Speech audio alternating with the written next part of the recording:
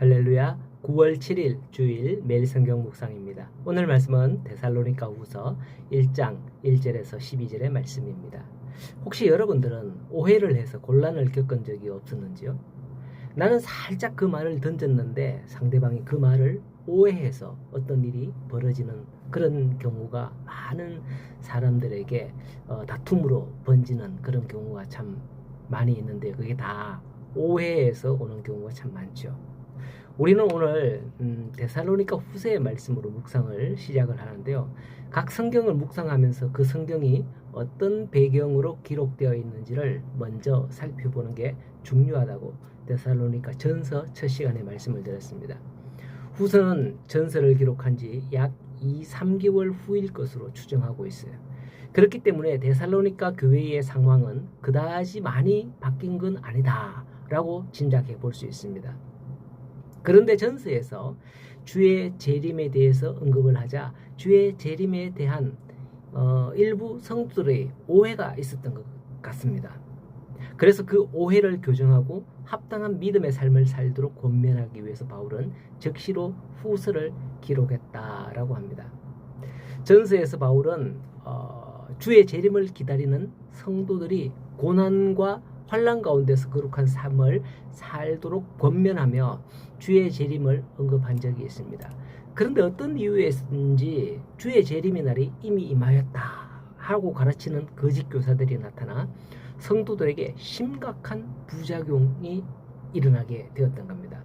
성도들은 놀라고 당황하였으며 봐라 바울도 종말이 온다 주의 재림이 온다 이렇게 했지 않냐 이제 이거 왔다 뭐 이러면서 일부 성도들은 생업을 포기하는 등 아예 일상적인 그런 생활을 중단하기도 했던 겁니다. 이에 바울은 후서를 쓰면서 주의 재림에 대한 오리를 교정하는데 중점을 두고 있는 것을 볼 수 있습니다.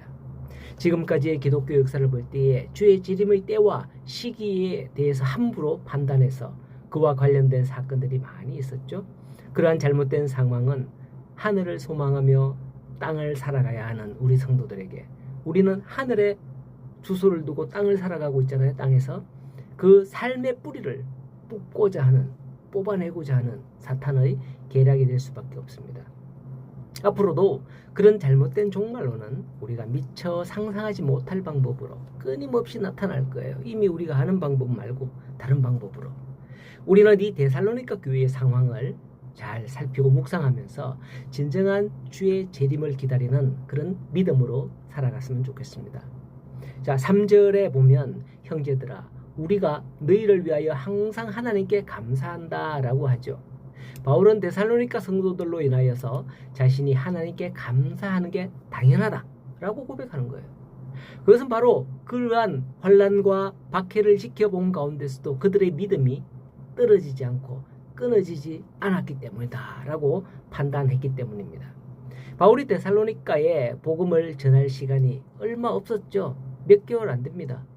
그러나 유대인들의 박해로 데살로니가를 떠나와야 했었고 전서에서 그렇게 말씀을 드렸습니다. 이후에 여러 차례로 데살로니가에 다시 한 번 더 방문하고자 했으나 형편이 여의치 않고 또 사탄이 막고 이렇게 해서 결국 자신은 가지 못하고 디모데를 보냈고요. 디모데를 통해서 그들의 믿음과 사랑이 얼마나 크며 각처에 어떤 소문이 났는지 들었다라고 했습니다. 이 일로 인해서 바울은 하나님께 감사하지 않을 수 없었던 겁니다. 사실 당시 상황이 그렇게 감사가 넘칠 수 있는 그런 상황만은 아니었죠.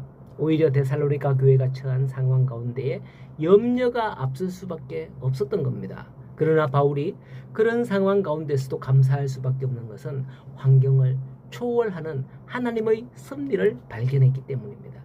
채찍질을 당하면 당할수록 데살로니가 교회는 믿음으로 하나가 되는 그런 공동체가 되었기 때문이에요.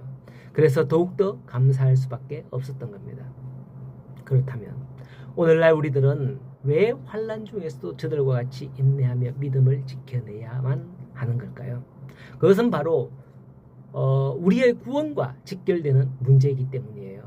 예수님께서는 너희가 내 이름을 인하여 모든 사람에게 미움을 받거나 끝까지 미움을 받을 것이나 끝까지 견디는 자는 어떻게 한다? 구원을 받으리라. 마태복음 10장에서 그렇게 말씀하셨습니다. 제자들을 파송하면서 우리의 구원에 있어서 환난 가운데에서 인내하는 것, 그것만큼 중요한 것은 없죠. 만일 환난 중에 인내와 믿음을 지키지 못한다면, 인내하지 못해서 믿음을 지키지 못한다면 마태복음 13장의 말씀처럼 환난이나 핍박이 일어날 때에 넘어지는 자는 뿌리가 없는 나무와 같기 때문일 겁니다. 믿음의 뿌리가 그만큼 중요한 거예요. 그러므로 야고보서 1장에서 우리가 여러 가지 시험, 환난을 만나거든 오히려 뭐하라? 기뻐하라 했잖아요. 너희의 믿음의 시련이 인내를 만들어내는 줄 너희가 압니다 라고 말씀한 것을 우리는 기억해야 합니다. 바울은 데살로니가 교회의 그러한 모습을 인하여서 4절에 하나님의 여러 교회에 우리가 가는 곳마다 너희들을 자랑하고 있다 이렇게 말하고 있지 않습니까? 우리 교회도 자랑이 되는 모습을 지닌 그런 교회가 되기를 바랍니다. 울산 섬김의 교회 하면 모든 주변의 교회가 야, 그 교회 우리 울산 섬김의 교회 하목사님 이러면 그 교회 목사님 이러면서 존경하고 이런 교회가 되었으면 좋겠습니다. 그렇다면 성도라면 당연히 환난을 당하여야만 하는 걸까요? 그래야 그런 소문이 날까요? 5절에 보면 이는 하나님의 공의로운 심판의 표라고 합니다. 공의가 무엇일까요? 공의라는 말의 뜻은 공평한 도리라는 뜻이에요. 우리는 하나님을 공의의 하나님이다 라고 하죠. 그 말은 반드시 공평하게 주면 주고 받으면 받고 주는 대로 받는 대로 공평하게 갚으시는 하나님이라는 뜻이죠. 본문 6절에서 7절의 말씀에 보면 공의의 하나님이 어떠한 하나님인지 잘 나타나고 있습니다.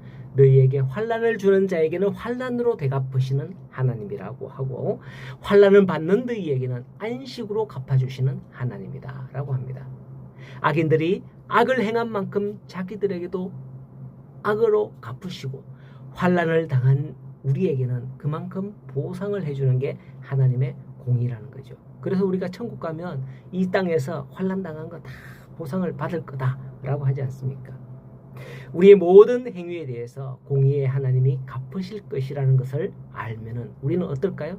아마도 함부로 하지 못할 겁니다. 선을 베풀어야 선으로 받을 거지 악을 베풀면 악으로 공의의 하나님이 악으로 갚으신다, 악으로 되받는다 라는 걸 알면 어찌 악을 행하겠어요? 여러분들의 행위대로 하나님, 공의의 하나님이 갚으심을 기억하시기 바랍니다. 이러므로 바울은 11절에서 항상 너희를 위하여 기도한다 라고 하죠. 그들의 부르심에 합당한 자가 되며 믿음의 역사나 그런 인내함이나 이런 것들이 나타나서 결국은 예수 그리스도께서 영광을 받으시게 되기를 원한다 라고 하는 거죠. 우리는 연약합니다. 하나님의 도우심이 필요합니다. 도우심을 받는 방법은 다른 게 아니에요. 기도할 수 있는 기도하는 거죠. 간구하는 거죠. 오늘 우리 교회도 우리 교회 성도들도 서로를 위하여서 바울이 부탁하는 것처럼 기도하는 교회가 되기를 소원합니다. 또 이 험악한 세상 환경 가운데서 기도로 말미암아 믿음의 담대함으로 나아갈 수 있는 담력을 얻는 우리 성도들이 다 되기를 소원합니다. 오늘 하루도 복된 하루가 되시기를 축복합니다.